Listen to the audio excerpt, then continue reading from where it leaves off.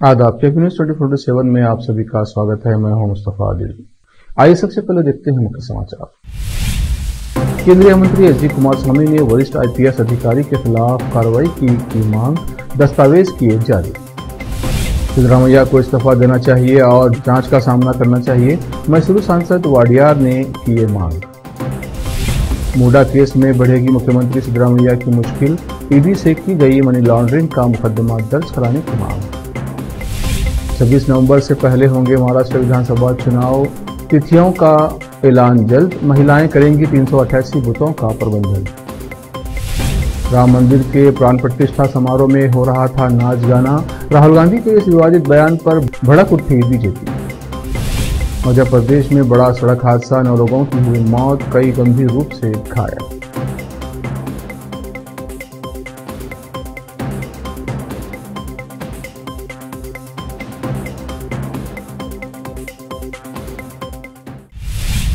अब समाचार विस्तार से। बीदर के फतेह दरवाजा के समीप नई कमान से फतेह दरवाजा की तरफ आने वाली सड़क की टर्निंग पर बीच सड़क पर खड्डे पड़े हुए हैं और वाहनों को जाने में कठिनाई हो रही है। आप देख सकते हैं कि यहाँ किस तरह बीच सड़क पर खड्डे पड़ गए हैं और पास से बस और अन्य वाहन गुजर रहे हैं। इसके अलावा यहाँ पर पड़े इन खड्डों में बारिश का पानी भी जमा हो गया है, जहाँ पर बैरिकेड लगाया गया है। नगर प्रशासन को इस ओर ध्यान देते हुए इन खड्डों को भरकर इस सड़क को ठीक करना चाहिए ताकि कोई अनहोनी न हो सके। टेक न्यूज के कैमरामैन पप्पूराज का कवरेज। गुलबर्गा में संप्रदायवादी लोगों की महत्वाकांक्षा दिन ब दिन चिंताजनक होती जा रही है। यहाँ कुछ वर्षों से किला हुश्शाम के बाहर गणेश त्योहार के अवसर पर गणेश मूर्ति बिठाई जा रही है और जलसा आयोजित किया जा रहा है। हर वर्ष इस जलसे में कुख्यात हिंदुत्ववादी नेताओं को बुलाया जा रहा है। इस बार पिछले दिनों महागणपति समिति की ओर से आयोजित इस जलसे में हैदराबाद से माधवी लता को बुलाया गया था, जिन्होंने लोकसभा चुनाव 2024 में हैदराबाद लोकसभा सीट से असदुद्दीन ओवैसी के खिलाफ बीजेपी की उम्मीदवार के तौर पर चुनाव लड़ा था और रामनवमी के जुलूस के अवसर पर हैदराबाद में सिद्धिअंबर बाजार मस्जिद की ओर हाथों से प्रतीकात्मक यानी अलामती तीर चलाया था, जिसके बाद उनके खिलाफ केस भी चलाया गया था। पिछले दिनों माधवी लता ने गुलबर्गा में उसी तरह से किला हुश्शाम की ओर हाथों से अलामती तीर चलाया। प्रसिद्ध कन्नड़ दैनिक समाचार पत्र संजय वाणी ने 25 सितंबर को यह खबर छापी है। गुलबर्गा के इस जलसे में माधवी लता ने किला हुश्शाम की ओर तीर चलाते हुए अपने संबोधन में कहा कि आइंदा जब कभी भी वोट दें तो हमारी महिलाओं की इज्जत और धर्म की सुरक्षा के लिए दें। इस जलसे में कई स्थानीय बीजेपी नेतागण उपस्थित थे। केंद्रीय मंत्री एसडी कुमारस्वामी ने शनिवार को अतिरिक्त पुलिस महानिदेशक लोकायुक्त एसआईटी एम चंद्रशेखर के खिलाफ भ्रष्टाचार और जबरन वसूली के आरोप लगाते हुए उन्हें निलंबित करने की मांग की है। उन्होंने कांग्रेस पर दुरुपयोग करने का आरोप लगाया। उन्होंने अपने आरोपों को साबित करने के लिए दस्तावेज जारी किए। कुमारस्वामी ने चंद्रशेखर के खिलाफ एक कनिष्ठ पुलिसकर्मी की शिकायत दी, जिस पर 20 करोड़ रुपये मांगने का आरोप है। इसके अलावा डीजीपी पर उत्पीड़न का आरोप लगाते हुए तत्कालीन गृह सचिव के पास शिकायत दर्ज कराई गई है। सांसद यदुवीर कृष्णदत्त चामराज वाडियार ने जोर देकर कहा है कि सिद्धरामैया को मुख्यमंत्री पद से इस्तीफा देना चाहिए और कथित मूडा घोटाले की पारदर्शी जांच सुनिश्चित करने के लिए जांच का सामना करना चाहिए। शनिवार को एक प्रेस कॉन्फ्रेंस के दौरान उन्होंने कहा कि मुख्यमंत्री का पद जिम्मेदारी वाला होता है और इससे जांच एजेंसी प्रभावित होने की आशंका रहती है, इसलिए सिद्धरामैया को इस्तीफा देना चाहिए और जांच का सामना करना चाहिए। चुनावी बॉन्ड की खरीद में अनियमितता के आरोपों का जिक्र करते हुए उन्होंने कहा कि केंद्रीय वित्त मंत्री निर्मला सीतारमण को इस्तीफा देने की जरूरत नहीं है, हम कानूनी रूप से अनुपालन कर रहे हैं। कांग्रेस राजनीतिक कारणों से इस्तीफे की मांग कर रही है। मूडा मामले में घिरे कर्नाटक के मुख्यमंत्री सिद्धरामैया की मुश्किल एक बार फिर से बढ़ सकती है। कार्यकर्ता स्नेहमयी कृष्णा ने प्रवर्तन निदेशालय को पत्र लिखकर मूडा मामले और भ्रष्टाचार के आरोपों के तहत मनी लॉन्ड्रिंग का मुकदमा दर्ज करने की मांग की है। इससे पहले एक विशेष अदालत ने सीएम के खिलाफ मूडा मामले में कर्नाटक लोकायुक्त के सक्षम अधिकारी को जांच करने का आदेश दिया था। स्नेहमयी कृष्ण ने ईडी को लिखे पत्र में कहा है कि मैसूरू शहरी विकास प्राधिकरण द्वारा साइटों के आवंटन में हुई विभिन्न अनियमितताओं में सीएम सिद्धरामैया की पत्नी पार्वती ने मैसूरू में विभिन्न साइटों के आवंटन के जरिए 55 करोड़ 80 लाख रुपए का लाभ कमाया। उन्होंने कहा कि मैंने मामले में पुलिस स्टेशन मैसूरू से संपर्क किया था और मामले की जांच की मांग करते हुए क्षेत्राधिकार अदालत के समक्ष एक शिकायत भी दायर की, लेकिन मेरी शिकायत पर कोई कार्रवाई नहीं की गई। उन्होंने लिखा कि इसके बाद राज्यपाल ने मेरे द्वारा लगाए गए आरोपों की जांच की मंजूरी दे दी थी। राज्यपाल की कार्रवाई को न्यायालय में सही ठहराया गया। इसके बाद अदालत ने एसपी मैसूरू कर्नाटक के लोकायुक्त को जांच करने और रिपोर्ट दर्ज कराने का निर्देश दिया गया। उन्होंने पत्र में लिखा कि मामले की जांच मनी लॉन्ड्रिंग एक्ट के तहत मुकदमा दर्ज करके की जाए। अब वक्त एक ब्रेक के बाद जल्द लौटते हैं।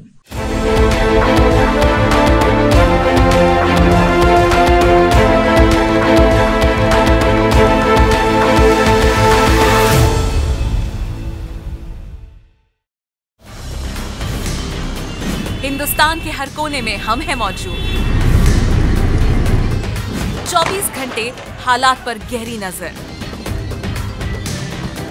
खबरों से जुड़े चुपते सवालात और आपको दिखाता है धार्मिक, सामाजिक, राजनीतिक, लोकल और इंटरनेशनल न्यूज की सबसे बेहतर कवरेज, जो आपको रखती है हर पल बाखबर। देश और दुनिया भर की खबर के लिए देखते रहें KP news 24/7। Noor education trust Bidar की ओर से चलाए जाने वाला Noor MEd and BEd college Bidar, recognised by NCTE Delhi and affiliated to Bidar University, Bidar. Admission are open for the academic year 2023-24. विशेषज्ञ और सक्षम शिक्षकों द्वारा शिक्षा प्राप्त करने के लिए नूर एमएड एंड बीएड कॉलेज में दाखिला लें और शांत वातावरण में शिक्षा प्राप्त करें। बीदर शहर में बेहतर शिक्षा का एकमात्र केंद्र Noor MEd and BEd college, Shahpur gate, Bidar.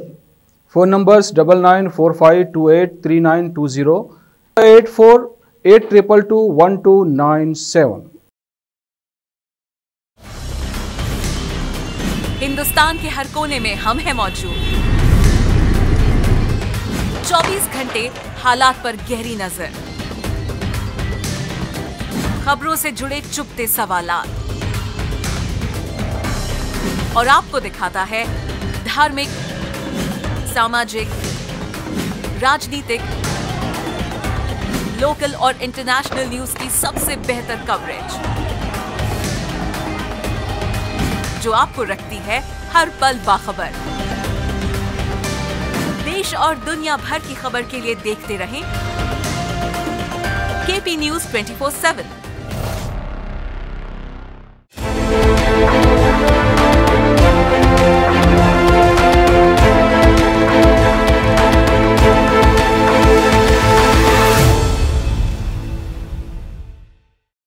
Break के बाद फिर एक बार आपका स्वागत है। देखते हैं नए समाचार।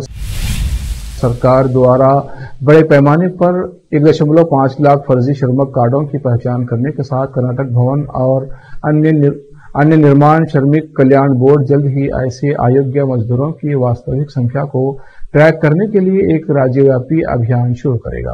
कार्मिका कार्ड के लिए पात्र बनने के लिए एक व्यक्ति को वर्ष में 90 दिनों के लिए निर्माण श्रमिक होना चाहिए, जो पेंशन, आवास, सब्सिडी, दुर्घटना राहत, बच्चों की शिक्षा में सहायता आदि जैसे विभिन्न लाभों तक पहुंच प्रदान करता है। बोर्ड के एक अधिकारी ने मीडिया को बताया कि सभी जिलों का दौरा करने और बोर्ड के तहत पंजीकृत सभी भवन और अन्य निर्माण श्रमिकों को प्रदान किए गए कार्मिका कार्ड की मान्यता को सत्यापित करने के लिए एजेंसियों को नियुक्त करने के लिए एक निविदा बुलाई गई है। हैदराबाद शहर के उपनगर जडीमिटला में एक इलेक्ट्रिक बाइक में आग लगने की घटना घटी।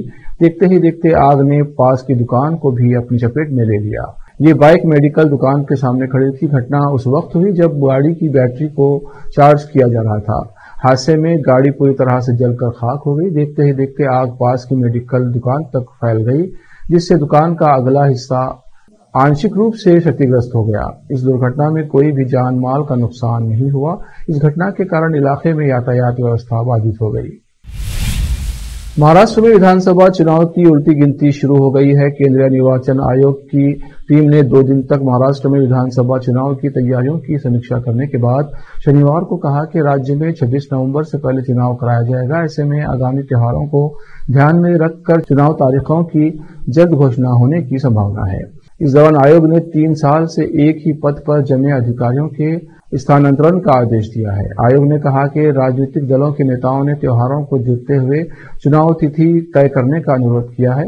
मुख्य चुनाव आयुक्त राजीव कुमार ने चुनाव आयुक्त ज्ञानेश कुमार और एस.एस. संधू के साथ शनिवार को पत्रकार वार्ता में कहा कि लोकतंत्र में सभी की भागीदारी जरूरी है, इसलिए राज्य निर्वाचन अधिकारियों, पुलिस अधीक्षकों, निगम कमिश्नर, विभागीय आयुक्त और राज्य सरकार के वरिष्ठ अफसरों के साथ बैठक की। इससे पहले राज्य की 11 राजनीतिक पार्टियों के प्रतिनिधियों से भी मुलाकात की गई थी।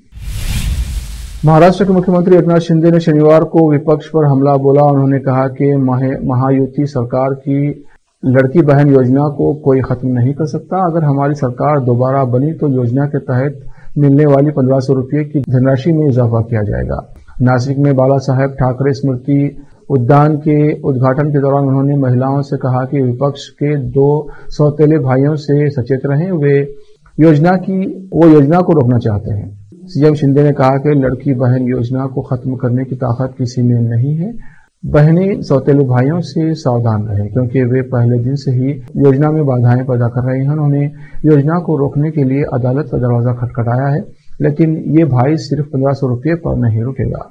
हम धनराशि बढ़ाएंगे। उन्होंने कहा कि हम बहनों को लखपति बनाना चाहते हैं। शिंदे ने उद्धव ठाकरे पर कटाक्ष करते हुए कहा कि विपक्ष कहता है लड़की बहन योजना के तहत दिए जा रहे 1500 रुपये एक छोटी राशि है, लेकिन जब वे सत्ता में थे तो उन्होंने इसे नहीं दिया। उन्होंने कहा कि मुंह में सोने का चमचा लेकर पैदा होने वालों को 1500 रुपये के महत्व का एहसास नहीं होगा। बीजेपी ने कांग्रेस नेता राहुल गांधी की अयोध्या में संपन्न राम मंदिर प्राण प्रतिष्ठा समारोह को नाच गाना बताए जाने पर बड़ा एतराज जताया है।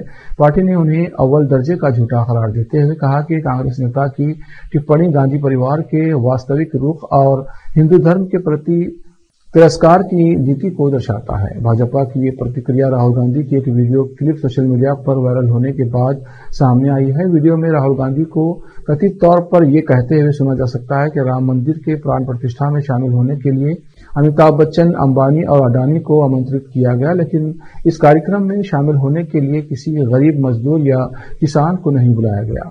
लोकसभा में नेता प्रतिपक्ष ने गुरुवार को हरियाणा के बरवाला में एक चुनावी जनसभा को संबोधित करते हुए कहा, वहां नाच गाना हो रहा था। यही कारण है कि संसदीय चुनाव में BJP Ayodhya Lok Sabha seat Samajwadi party के अवधेश सिंह से हार गई।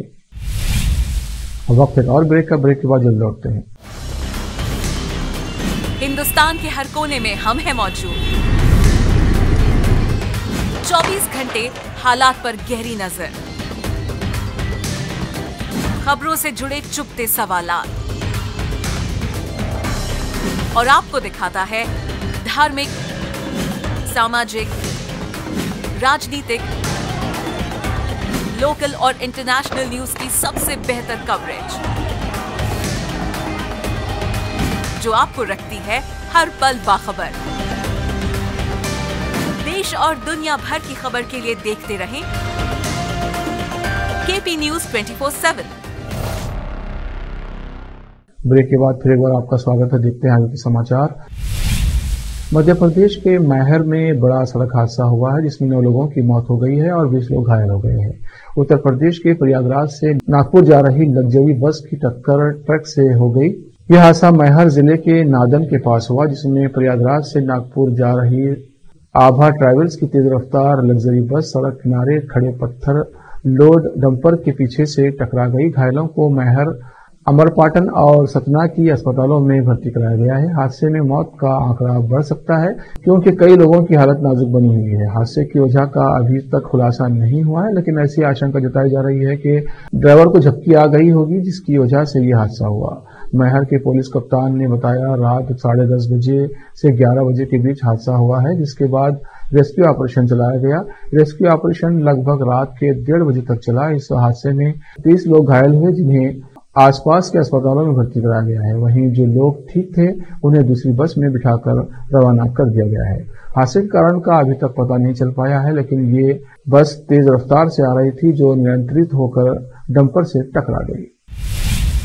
तमिलनाडु में कई दिनों से लगाई जा रही 2 अटकलें सच साबित हुई हैं। डीएमके के नेतृत्व वाली तमिलनाडु सरकार में खेल मंत्री और मुख्यमंत्री एमके स्टालिन के बेटे उदयनिधि स्टालिन को उप मुख्यमंत्री बना दिया गया है। पूर्व परिवहन मंत्री सेंथिल बालाजी को फिर मंत्रिमंडल में शामिल कर लिया गया है।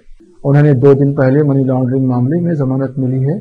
उदयनिधि स्टालिन की पदोन्नति के बारे में कई हफ्तों से चर्चा चल रही थी। उनको मौजूदा युवा कल्याण और खेल विकास पोर्टफोलियो के अलावा योजना और विकास मंत्रालय का प्रभार दिया गया है। इसके साथ उन्हें राज्य का उप मुख्यमंत्री बनाया गया है।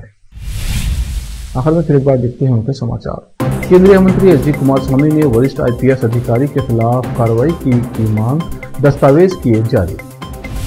सिद्धरामैया को इस्तीफा देना चाहिए और जांच का सामना करना चाहिए, मैसूरू सांसद वाडियार ने की ये मांग। मुडा केस में बढ़ेगी मुख्यमंत्री सिद्धरामैया की मुश्किल, ईडी से की गई मनी लॉन्ड्रिंग का मुकदमा दर्ज कराने की मांग। 26 नवंबर से पहले होंगे महाराष्ट्र विधानसभा चुनाव, तिथियों का ऐलान जल्द, महिलाएं करेंगी 388 बूथों का प्रबंधन। राम मंदिर के प्राण प्रतिष्ठा समारोह में हो रहा था नाच गाना, राहुल गांधी के इस विवादित बयान पर भड़क उठी बीजेपी। मध्य प्रदेश में बड़ा सड़क हादसा, 9 लोगों की हुई मौत, कई गंभीर रूप से घायल।